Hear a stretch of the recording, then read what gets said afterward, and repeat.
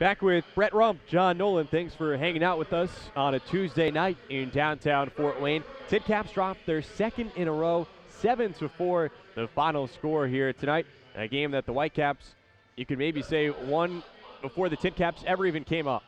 Absolutely. A 4-spot, top of the first inning, really set the tone for the entire night. The TinCaps had to play catch up. They almost got there.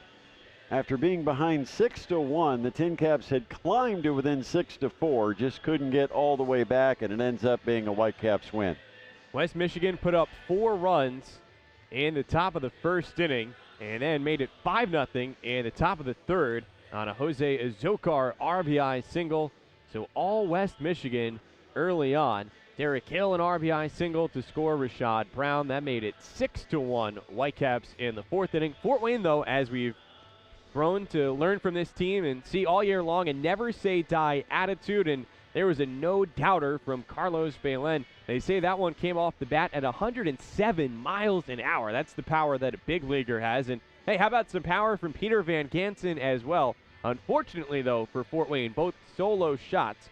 So there, it was a 6-3 game. Belen would add an RBI single to make it 6-4 as the TinCaps got to within 2 runs at one point, had the tying runs on base in the 7th inning, but just one of those nights for the TinCaps. They did nothing with that situation in the 7th, and then in the top of the 8th inning, a run scoring on a passed ball, and the Whitecaps win it by a final count of 7-4. West Michigan in this pivotal series has taken the first 2 games, and the TinCaps playoff hopes now are in serious jeopardy.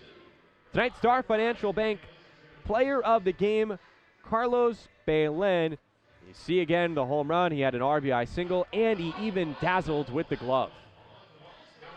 Yeah, good solid night for Belen. And we've talked about the fact that his average down a little bit. That's something he can probably work on, try to cut down on strikeouts. But there's no question that he's got power. He showcased it a couple of times here at Parkview Field, hitting a ball over the home run porch and almost to the Harrison. And then tonight, hitting it into the lawn seats out in left center. 50% of his hits on the season have gone for extra bases. Tonight's game just a shade under 3 hours in front of nearly 4,000 fans at Parkview Field, including the IPFW basketball team and head coach John Kaufman. And thanks again to Coach Kauf for joining our broadcast earlier tonight. Series finale tomorrow night at Parkview Field, a 7:05 first pitch. The TinCaps throw out an all-star Jake Nix. He can disregard that record as he hasn't gone very deep into games to win them. And he goes up against Bo Burrows, another Whitecap starter with a sterling ERA. Should be a good pitching matchup tomorrow. Like you said, throw the numbers out with Nix. He's pitched really well, and it should be a good game out here at Parkview Field tomorrow night for Military Appreciation Night. Well, there were still some smiles at Parkview Field tonight, even with the TinCaps loss. Military Appreciation Night is tomorrow night, so it'd be great to see you out here at the ballpark. Tickets still available online at tincapstickets.com by calling 260-482-6400 or visiting the Parkview Field ticket office. In case you can't make it here, then we hope you can join us on Comcast Network 81 with our coverage starting at 7 o'clock. For everyone behind the scenes here on our TinCaps TV crew, and for Brett Rump, I'm John Nolan saying thank you and good night from Parkview Field.